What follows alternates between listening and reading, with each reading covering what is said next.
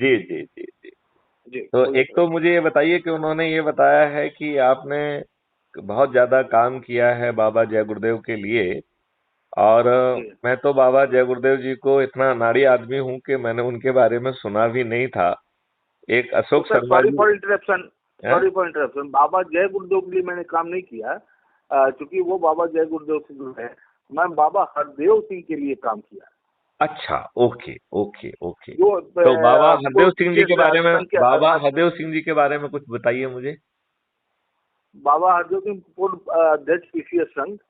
हाँ हाँ। और वो उनसे हमारी मुलाकात बढ़िया कर्मचारी संघ के जब वो अध्यक्ष हुआ करते थे उत्तर प्रदेश, हाँ तो हाँ। एक मंच पे मैं मुलाकात हुई। उस अच्छा। समय सुखदेव राजभर जी लोकसभा विधानसभा अध्यक्ष हुआ करते थे। जी। तो मैंने कहा कि सर करप्शन की मार आम जनता पर इतनी अधिक है कि अब कुछ न किया जाए तो ये अपने अगली पीढ़ी से एक धोखा है। तो बोले आप चाहते क्या हैं? हमने कहा एक जागरूकता पद यात्रा हो और आप लोगों का एक नाम है। तो उन्होंने नेतृत्व देने का, हमने कहा बस आप हरी झंडी दिखाएं। और तो बोले कितने लोग शामिल रहेंगे? हमने कहा मेरी उम्मीद है 50,000 से ऊपर लोग। और ये फलीभूत भी हुआ। और हम लोग 5 फरवरी 2002 को बलिया से मऊ की पद यात्रा किए, बाबा हरदेव सिंह भी साथ चले। और लगभग 60-65 हजार लोग ऑन रिकॉर्ड, इसकी वीडियोग्राफी है, साथ चले। वो प्रथम पद यात्रा थी सर। ओह और ग्रेट ग्रेट, उस बहुत सुंदर बहुत सुंदर। और एक सोच थी, और उस समय मैं सरकारी नौकरी में मैं भी था, लेकिन रिजाइन करके मैं फुल टाइमर हो गया। और इस शपथ के साथ कि मैं कोई सरकारी ग्रांट नहीं लूंगा, एक संगठन बनाया, समिति मैंने। ओके। और फिर उसके बाद हमने गरीबों के हितार्थ काम किया, उनको रोजगार जनरेट करने के लिए। बहुराष्ट्रीय कंपनियों से भी ऑफर मेरे पास आया, टाटा कंपनी से भी आया, मैंने सब ठुकराया, केवल गरीबों के हित में। और हम उनकी लड़ाई विगत 35 साल से ईमानदारी से लड़ रहे हैं, क्योंकि जो मेरे आइडियल हैं, मेरे पिताश्री नहीं रहे पर विगत वर्ष देहांत हुआ, वो बहुत डेड ऑनेस्ट पर्सन और निराला और बच्चन ग्रुप के पोइट हुआ करते थे। हम सब अरे गरीब वाह थे ये वाह लोग। वाह वाह वाह वाह, बहुत डॉक्टर सुंदर। रतिवान सिंह नाहर, इनकी किताबें आज भी मध्य प्रदेश में तो मतलब सिलेबस में है, इंक्लूड है। और ये जो बड़े कंपटीशन एग्जाम होते हैं आईएएस लेवल के भी, तो अधिकतर हिस्ट्री के मटेरियल की बात हो तो इनकी ही किताब लोग अप्रोच करते हैं। बहुत सुंदर बहुत सुंदर बहुत और सुंदर। बहुत अच्छे राइटर, लेखक, और बहुत ही निस्वार्थ और बहुत ही ईमानदारी, ऑनेस्टी में मैंने, मेरे आइडियल रहे वो। तो मैंने उनके सपनों को कोशिश किया कि कुछ पूरा करूं, और होल लाइफ मैंने दिया है। और अपने बूते ही मैंने हजारों लोगों को रोजगार दिया। और ये जो प्रोडक्ट होते हैं रोजमर्रा के गरीबों के आम यूज के, तो उसमें मैंने प्रयोग किया। और लगभग 7 लाख रजाई गरीबों को से बनवाकर, गरीबों को अचंभित मूल्य पे मैंने, और अधिकांश जो उनके पास पैसे नहीं थे उनको निःशुल्क भी हमने उपलब्ध कराया। बहुत उसके सुंदर। बाद 7 लाख पेड़ जमीन पर लगाकर विशेष किसी अतिरिक्त सुरक्षा व्यवस्था के खर्च किए। 5 रुपये में पौधा लगवा कर, जबकि सरकार ने 6.5 या 7 रुपया रेट रखा था, मैंने जन सहयोग से उसे 5 रुपया तक। और जिसके पास न भी है वो बच्ची भी लगाए, और पौधे लगाए गए, जमीन पर रोपित हुए। और जमीन और प्रकृति और मातृभूमि ने अपना काम किया। आज वो सारे पौधे 5 रुपया की जगह, मेरा वादा था कि 100 गुना मुनाफा देके ये मदद करे। और मेरा वो लिखित गीत और वो फिल्म भारत सरकार ने पुरस्कृत भी किया। और वो वाकई 100 नहीं 200 गुना मुनाफा दे रहे हैं। और बच्चियों की शादी में, विवाह में ये सहयोग करे, तो अच्छा खासा रकम मिल जा रहा है। जिन्होंने 20 पौधे लगाए थे उनको लगभग 20,000-30,000 रुपया एक मुफ्त मिल जा रहा है शादी। जो गरीब अक्सर अनुदान पे निर्भर थे कि सरकार से कुछ पैसे मिले तो बेटी की शादी करें, तो उन्होंने पौधे कटवाए और शादी किए। ये रिकॉर्ड है मेरे नाम। और इतना पौधा एक व्यक्ति किसी ने नहीं लगाया, मैंने अपने प्रयास से लगाया। तो इस बहुत तरह से। सुंदर और 1 बहुत लाख, सुंदर बहुत सुंदर। और मेरा स्लोगन था कि आप सही तो सब सही। तो मैंने 1 लाख लोगों को परीक्षण करके उनके दरवाजे पर उनको चश्मा उपलब्ध कराया। हजारों लोगों के मोतियाबिंद ऑपरेशन। उसके बाद सड़क पर पड़े लावारिस असंख्य लोगों को, गिनती नहीं किया, उनको उनके घर तक पहुंचाया। घर न मिला तो अपने यहाँ रखकर सेवा किया। तंदुरुस्त हो गए तो बोले अब हम चलें। हम बोले ठीक है, फिर कभी जरूरत हो तो याद करिएगा। तो इस अंदाज में मैंने पूरी लाइफ को एक, बेसिकली मैं कलाकार हूँ, सारे वाद्य यंत्र बजाता हूँ और कभी अकेले होता हूँ तो उसमें मगन हो जाता हूँ। और कुछ लिखने पढ़ने का शौक पिताजी से मिला और मेरे अधिकांश सरकारी प्लॉट स्कीमों पर, दूरदर्शन पर अधिकांश लघु फिल्म मैंने ही बनाया, राइटर डायरेक्टर म्यूजिशियन। बहुत कई सुंदर, विधाओं में बहुत बहुत सुंदर, बहुत सुंदर, बहुत ही सुंदर। ऊपर वाले ने जिम्मेदारी देकर भेजा, उसका कोशिश किया है वो। चलिए चलिए, मैं सबसे पहले तो नरेंद्र जी का आभार व्यक्त करता हूं कि उन्होंने इतनी पवित्र और इतनी महान शख्सियत से मुझे बातचीत करने का मौका दिलाया। आपके में मैंने देखा वो छोटा सा तो ही मैसेज था, लेकिन हाँ। इतना सार गर्भित था आपके विचार कि हमने कहा नहीं, हम बिल्कुल जुड़ना चाहेंगे।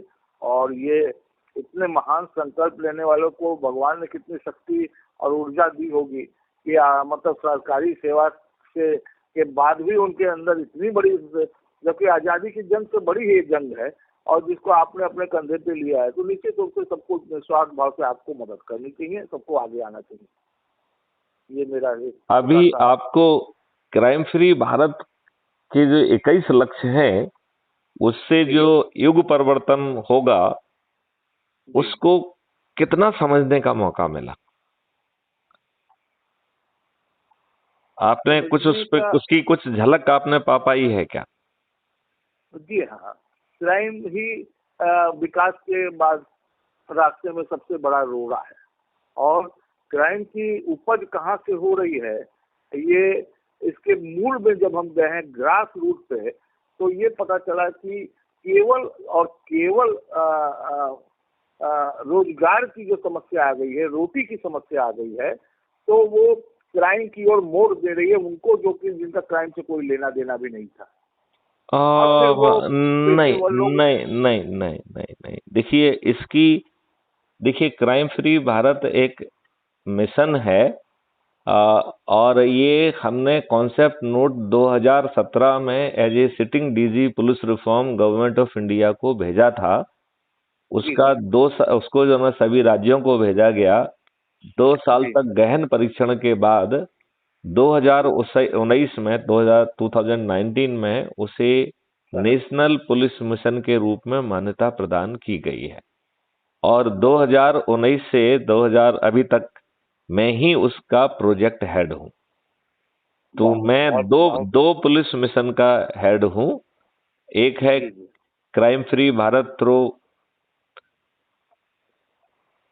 ऑटोमेटेड इन्वेस्टिगेशन सपोर्ट सिस्टम, वो है पहला जो है ना नेशनल पुलिस मिशन, और दूसरा नेशनल पुलिस मिशन है GRP help app and investigation support system for crime free railway.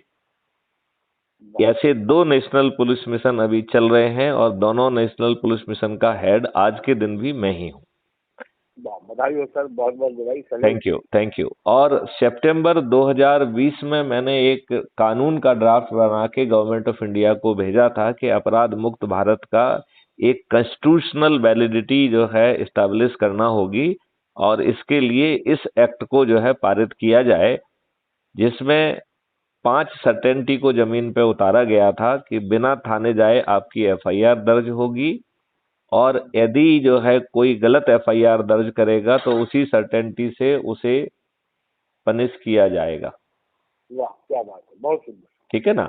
और उसकी सेकंड सर्टेनिटी थी कि क्राइम फ्री भारत का जो टेक्नो इंजन है वो ऐसे अकाट्य साक्ष्यों को इकट्ठा कर पाएगा जो आज की पुलिस की सोच या रडार के का हिस्सा ही नहीं है, उनकी सोच का हिस्सा नहीं है।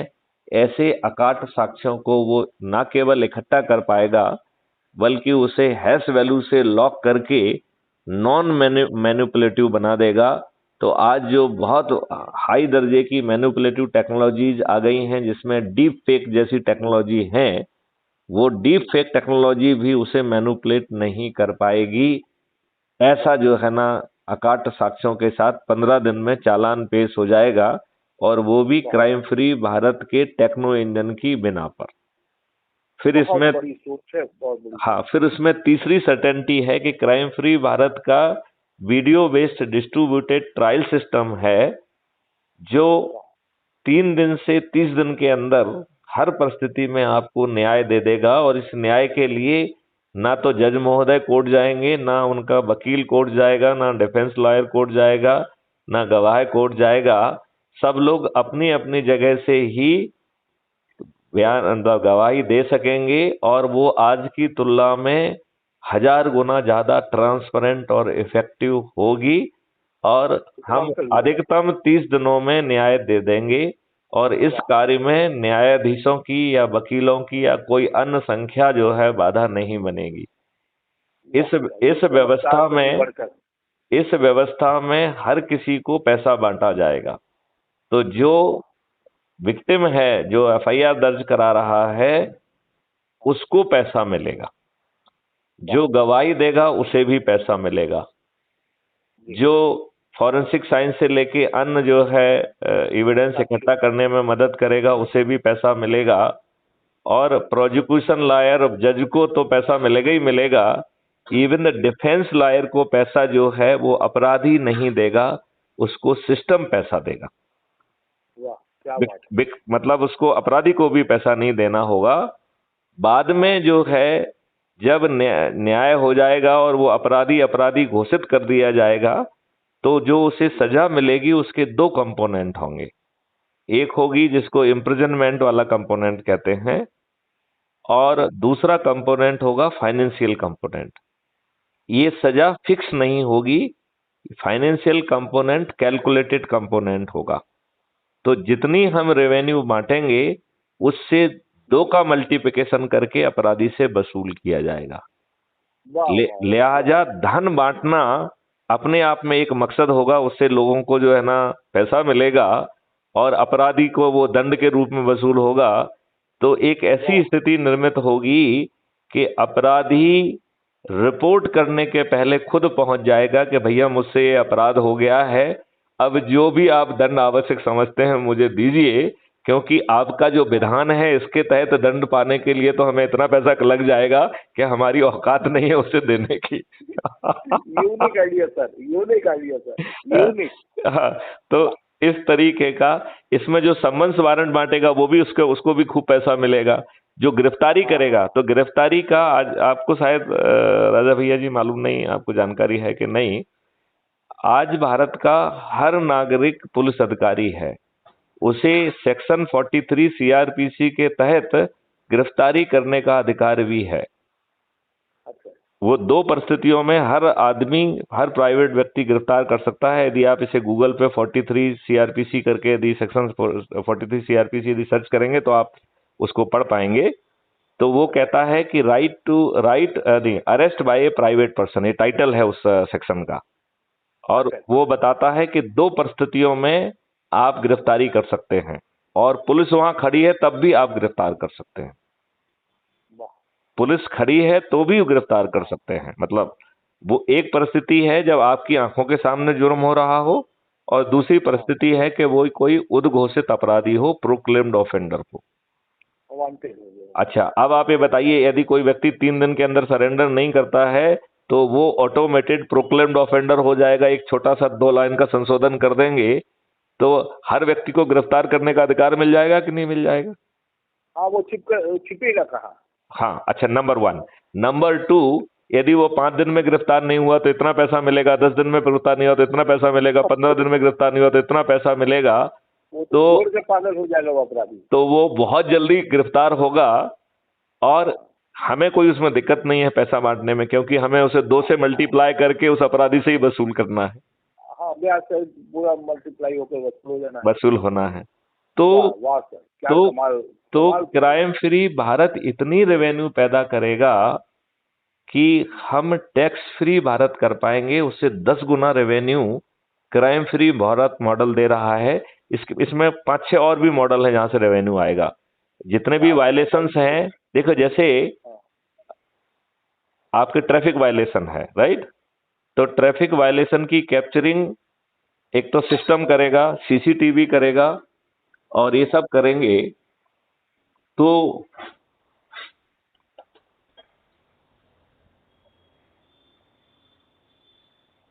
देखो सुनील कौन है? ओके,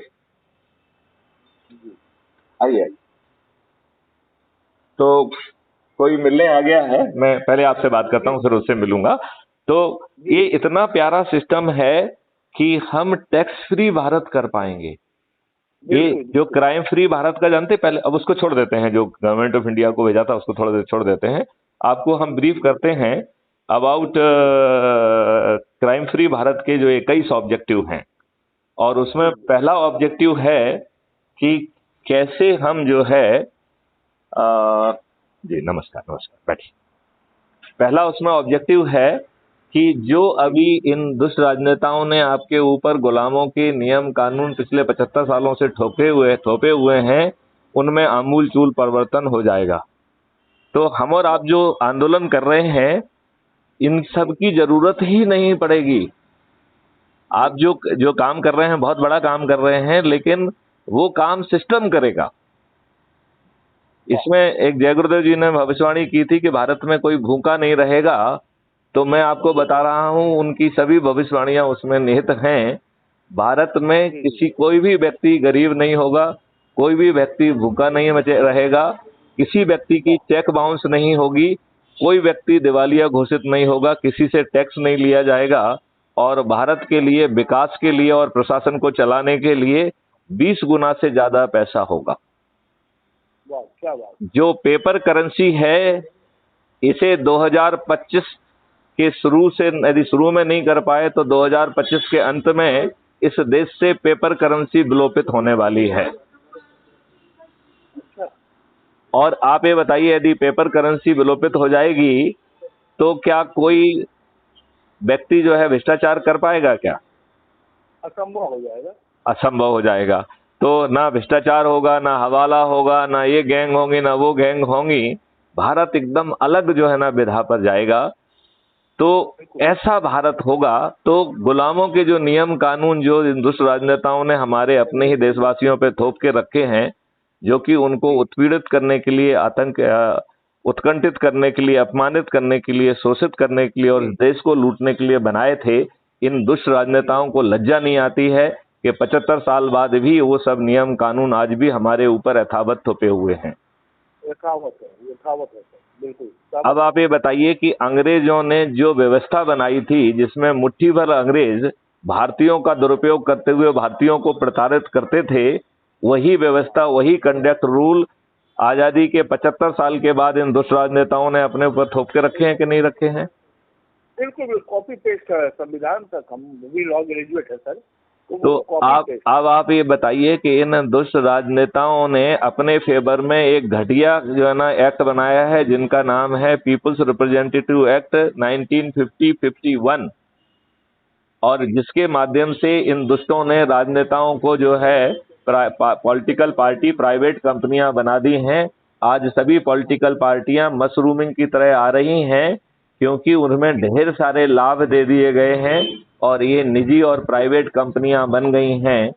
और नरेंद्र मोदी जैसे जो है ना व्यक्ति, जिसे मैं घाघ कहने का दुस्साहस करूंगा कि वो कितना घाघ है कि उसने एनोनिमस बॉन्ड जारी कर दिया और उससे लाखों करोड़ों रुपए जो है ना पॉलिटिकल पार्टियों ने ले लिए हैं।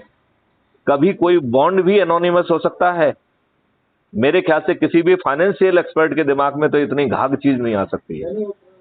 आप मुझे बताइए, एनोनिमस बॉन्ड से अभी 23वीं किस्त में 678 करोड़ रुपए आए हैं, 23वीं किस्त में। तो अभी तक कितना पैसा जो है ना इकट्ठे कर चुके होंगे ये लोग, और इनको लज्जा नहीं आती है। अभी आपने मालूम नहीं, आपको जरूर मालूम होगा क्योंकि आप जुड़े हुए हैं। अभी कुछ दिनों पहले पीएम केयर फंड के बारे में आरटीआई लगाई गई, तो इसमें दुष्टापूर्वक जवाब दिया गया कि ये निजी फंड है।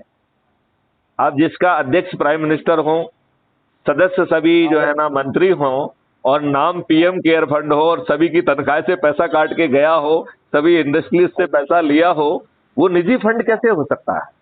वो कैसे हो सकता है? बिल्कुल राइट क्वेश्चन। तो ये तो शुद्ध दुष्टता है। आपको जो है राजा भैया जी बहुत जो ना जान के ताज्जुब होगा, 2016 में एज ए सिटिंग डीजी जब इन्होंने डीमोनेटाइजेशन किया, आपको एक ऐसा कोई मूर्ख जो है ना डीजी नहीं मिलेगा जो सिटिंग डीजी अपने प्राइम मिनिस्टर को डीओ लेटर लिखे, वो भी मेल से भेजे कि साहब ये 18 काम कर लोगे तो आपका डीमोनेटाइजेशन सफल हो जाएगा। और उसमें ये बात लिखी गई कि ये जो आपने एक्सचेंज बिजनेस चलाया है ये बहुत वो गलत गड़बड़ है। आप जो है आपने जनधन योजना के तहत अधिकांश अकाउंट खोल दिए हैं, बाकी अकाउंट घर घर जाके खोल दिए जाएं और डेबिट कार्ड और क्रेडिट कार्ड की महा प्रिंटिंग की जाए, मास प्रिंटिंग करके घर घर में जो है ना क्रेडिट कार्ड और डेबिट कार्ड पहुंचा दिए जाएं और जितने भी पॉइंट ऑफ सेल हैं वहां पे पीओएस मशीन्स पहुंचा दी जाएं। तो जो अभी लंबी लंबी लाइन लग रही है वो जो है नहीं लगेगी। यदि यदि ये आप एक कर लेंगे तो जो आपका डिमोनेटाइजेशन के लक्ष्य हैं सभी लक्ष्य हासिल हो जाएंगे। अब आप ये बताइए, जितनी करेंसी सर्कुलेशन में थी उससे अधिक करेंसी वापस आ गई है। इसका मतलब निकलता है कि काउंटर फिएट करेंसी भी बैंकों ने स्वीकार की है, काउंटर फिएट करेंसी। तो आपका कौन सा लक्ष्य पूरा हुआ है? सुनील बेटे पानी पिला दो। आज चाय नहीं बनाना है क्योंकि आज चाय नहीं बनाई जाएगी, है ना। तो तो आप मुझे बताइए कि ये इस देश के साथ सुदृढ़ता नहीं है। और इसका जो है ना माननीय प्रधानमंत्री जी ने मुझे जवाब भेजा। जानते क्या जवाब भेजा? कि मैंने आपका ग्रीवेंस संबंधित अधिकारी को भेज दिया है। तो मैंने कहा भाई साहब ये मैंने किसी अधिकारी के लिए नहीं भेजा था, अपने प्राइम मिनिस्टर के लिए भेजा था। दूसरा हमने उसमें लिखा कि मेरा कोई ग्रीवेंस नहीं है, मैं कोई दुखी प्राणी नहीं हूं। राइट, ये ग्रीवेंस देश का हो सकता है, मेरी तो सलाह है, ठीक है ना। तो ये तो दुष्टतापूर्वक बातें है। इस देश को जो है कितना मूर्ख बनाया जाएगा।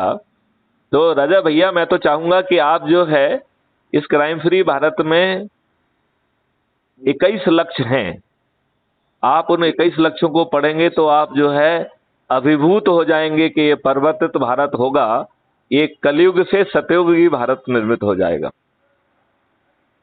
अभी जो पॉइंट आपने बताया बहुत मार्वलस है, क्रांतिकारी है।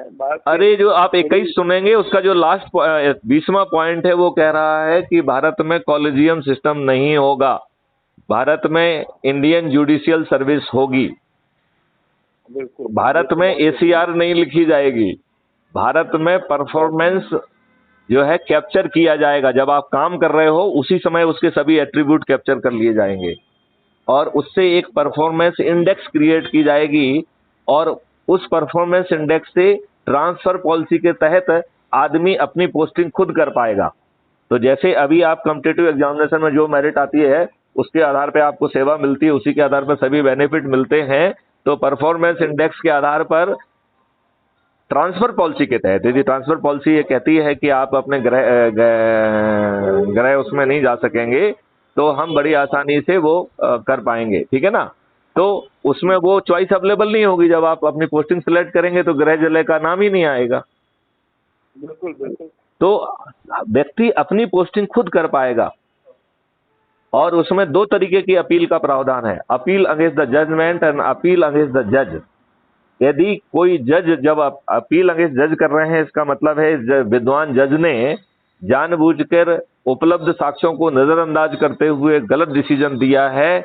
यदि अपील अगेंस्ट द जज कर दी तो वो जज महोदय को खुद कटघरे में खड़े होकर अपने जजमेंट को डिफेंड करना होगा बेंच के सामने। और यदि वो अपने जजमेंट को डिफेंड नहीं कर पाएगा तो उसे क्षतिपूर्ति देना होगी और उसे महाअभियोजित कर दिया जाएगा, वो जज नहीं रहेगा। बहुत सुंदर, बहुत सुंदर। मतलब ऐसे 21 लक्ष्य हैं, एकदम बिल्कुल परिवर्तित भारत। तो मेरी आपसे प्रार्थना है कि यदि आपके इसमें जो है बेसिकली 2 तरीके की भूमिकाएं हैं, एक सदस्यी भूमिका है और दूसरी चंद्रगुप्ती भूमिका है।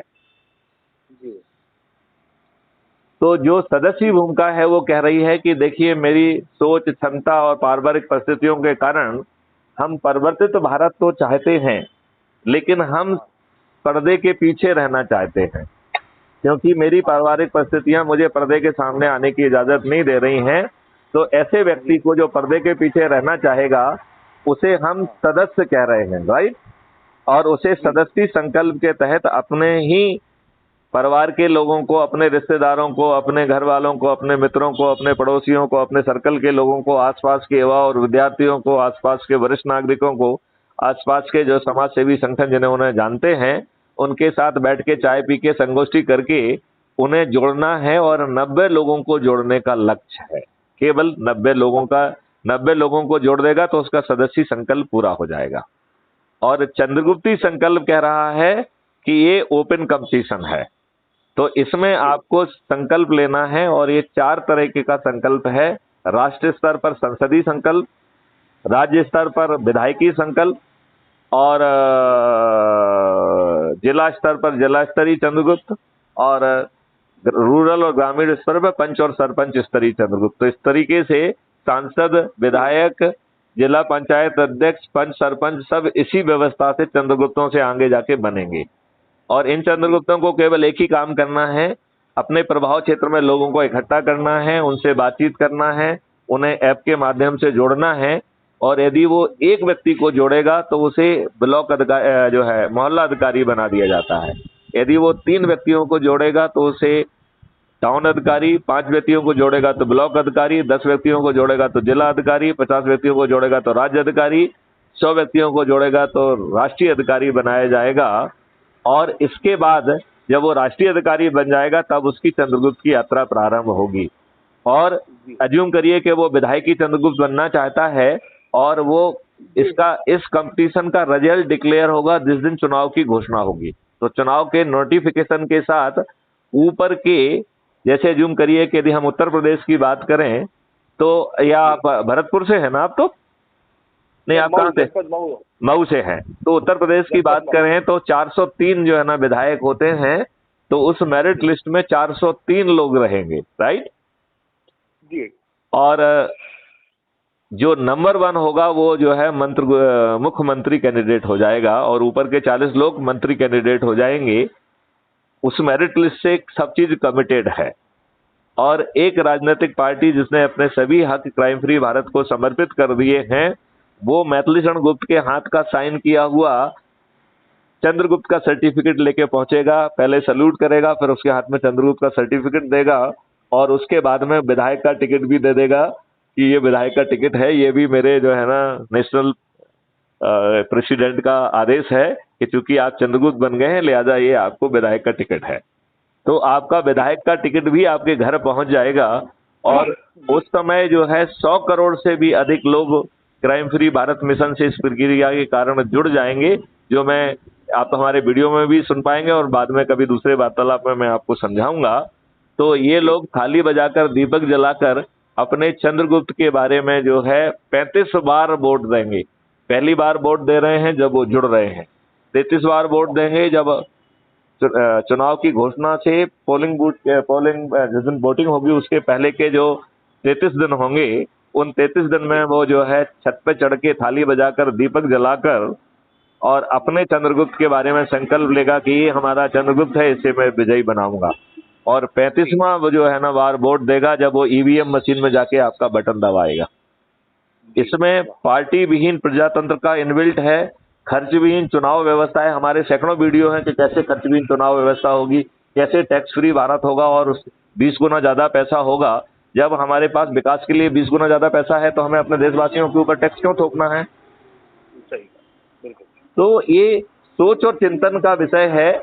बस इसे जन जन तक पहुंचाकर सदस्य या चंद्रगुप्ती भूमिका में जो भी आपको उचित लगता है उसमें जुड़िए। मैं अभी आपको SMS से लिंक भेज रहा हूं और आप जुड़ जाइए। बिल्कुल बिल्कुल। और ये हमारी वार्ता कल तक जो है क्राइम फ्री भारत पर अपलोड भी हो जाएगी, तो उसे आप सुन पाएंगे और शेयर भी कर पाएंगे। और आगे की चर्चा हम जो है वो वीडियो कॉन्फ्रेंस के माध्यम से करेंगे, जिससे हमारे और आपके चेहरे के भाव भी उसमें दिखाई देंगे। उसका आम जनता के ऊपर ज्यादा प्रभाव पड़ेगा। इसको करने के लिए मेरी प्रार्थना है कि आप जो संगोष्ठी, पद यात्रा, जो कुछ भी कर सकते हैं वो सब करिए, क्योंकि 2024 के पहले हमें संकल्प के तहत सभी राजनीतिक पार्टियों के सभी राजनेता, जिसमें कि माननीय नरेंद्र मोदी और अमित शाह भी सम्मिलित होंगे, उन्हें पराजित करना है। और ये उभरते हुए चंद्रगुप्त, जो चंद्रगुप्त को ही नहीं मालूम है कि वो चंद्रगुप्त बनेंगे कि नहीं बनेंगे, ऐसे उभरते हुए चंद्रगुप्त इन्हें बिना 5 पैसे खर्च किए, बिना चुनाव प्रचार किए हरा पाएंगे। इनमें से अधिकांश राजनेताओं की जमानतें जब्त हो जाएंगी। बिल्कुल निश्चित। आपको इस बात से, इस मॉडल से आप सहमत और संतुष्ट हैं कि नहीं है? बहुत बहुत विलक्षण आइडिया, मैं भी सोचता रहता था। और आप जितनी बातें कह रहे थे मैं बहुत फ्लैशबैक में चला गया था। और मैं मंच से कहता था, जो आज का यहाँ पर हमारा ग्राम सभा अध्यक्ष है वो कल का प्रधान है, जो जो यहाँ पर न्याय पंचायत अध्यक्ष है वो कल का जिला पंचायत अध्यक्ष है, जो आज का ब्लॉक अध्यक्ष है वो कल का विधायक है, और जो आज का जिला अध्यक्ष है वो कल का सांसद है। और उसके बाद उसमें से चुने जाएंगे। जो बाकी बातें आपकी है और शुरुआत की बातें लगा कि मतलब एकदम मैं 20 साल पीछे जाकर वो जब बोला था, और मेरे 4 लाख तो समर्थक है। और जब मैं पैदल चला मऊ से लखनऊ के लिए तो मेरे साथ लगभग लाखों लोग चले। तो आपकी सोच तो इतना मतलब लग रहा ऊपर वाले ने कहीं बहुत नहीं, नहीं, मैं इसको बता देता हूँ। यदि मैं इसे अपनी सोच कहूंगा तो मैं स्वार्थी और खुदगर्ज कहलाऊंगा, क्योंकि आपने रिसर्च करके किया। नहीं, मैंने कोई रिसर्च नहीं की है, मैंने कोई रिसर्च नहीं की है। ये मुझे जो है जय गुरुदेव जी, जिनको मैं जानता नहीं था, ये मुझे घेर के ये सब काम मुझसे कराते रहे। जब अभी 1-1.5 महीने पहले उनके एक अनुयायी ने हमसे बात की और उनके सब मुझे भविष्यवाणियां भेजी, तो मैं आश्चर्यचकित हो गया कि वो सभी भविष्यवाणियां इन 21 लक्ष्यों में पूरे मॉडल के साथ विराजित हैं, जिसे जमीन पर उतरने के और रोकने की क्षमता भारत के किसी भी व्यक्ति में नहीं। मैं इस बात की घोषणा करता हूं, यदि हम अपने तदस्वी चंद्रगुप्ती संकल्प को पूरा कर लेंगे तो मेरी गारंटी है कि बिना 5 पैसे खर्च किए एक भी राजनेता नहीं जीतेगा, एक भी राजनेता नहीं जीतेगा। और हमारी व्यवस्था से जो व्यक्ति पैदा होंगे, जो चंद्रगुप्त जीतेंगे, उन्हें हम राजनेता नहीं कहेंगे, हम उन्हें राष्ट्र नेता कहेंगे। और वो जो राजनीति नहीं कहेंगे, उसे राष्ट्रनीति कहेंगे, क्योंकि हमें राजनीति, राजनेता, इन सब से जो है ना परहेज करना है। लिहाजा इसके लिए हमें नया शब्द को जो है ना क्वाइन करना पड़ा कि वो राष्ट्र नेता होंगे और हमारे द्वारा की गई हर नीति जो है वो राष्ट्रनीति होगी। Marvellous change, marvellous change. चलिए, तो मैं आपसे बात करके अनुग्रहित महसूस कर रहा हूँ। हम लोग बातचीत करते रहेंगे। और मैं आपको 2 लिंक भेज रहा हूँ। एक लिंक है ऐप से माध्यम से जुड़ने की, और दूसरी लिंक है क्राइम फ्री भारत की यूट्यूब चैनल की, जिसमें 2700 से अधिक वीडियोज हैं जो बता रहे हैं कि वो 21 लक्ष्य कैसे जमीन पे उतरेंगे, उसका मॉडल क्या है। तो ये कोई जो है ना घोषणा पत्र नहीं है, ये मॉडल के साथ जो है जमीन पे उतरने की कार्रवाई है। और वो भी जो है 2024 से प्रारंभ हो जाएगी। अब जो है, जो जय गुरुदेव जी ने कहा था कि कलयुग में कलयुग जाएगा, कलयुग में सतयुग आएगा, अब सतयुग आने वाला है। ये घोषणा जय गुरुदेव जी की चरितार्थ होने वाली है। बस मैं यही कहना चाहता हूँ। बिल्कुल, बहुत बहुत सादर इस योजना का समर्थन, हृदय से समर्थन, क्योंकि राष्ट्र हित की बात आपके निर्देशन में जय गुरुदेव के निर्देश पर शुरू हुई है। मैं सम्मान करता हूँ उनका भी, और मैं उनसे परोक्ष रूप से जुड़ा भी रहा हूँ। और ये जहाँ पद यात्रा की बात थी वो बाबा हरदेव के साथ किया था, लेकिन जय गुरुदेव, लेकिन अब आपको वो संगोष्ठियां और पद यात्रा पुनर्जीवित करना होंगी, क्योंकि समय कम है। इसी महीने हमने घोषणा कर दिया था। मैं समर्थन, मेरा फेसबुक पर काफी लोकप्रिय है।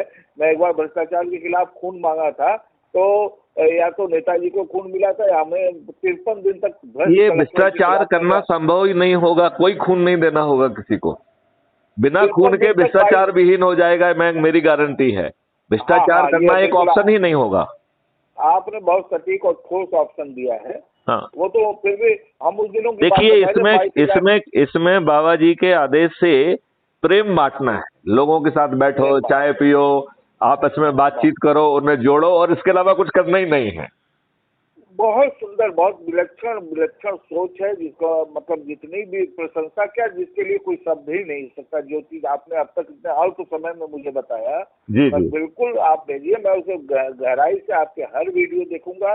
मैं दिल से आपका, आप जरा ऐप से जो है ना ये जुड़ जरूर जाइए, क्योंकि उससे ही आप लोगों को जोड़ेंगे। तो वो ऐप से जुड़ने और जोड़ने की प्रक्रिया मैं अभी आपको भेज देता हूँ।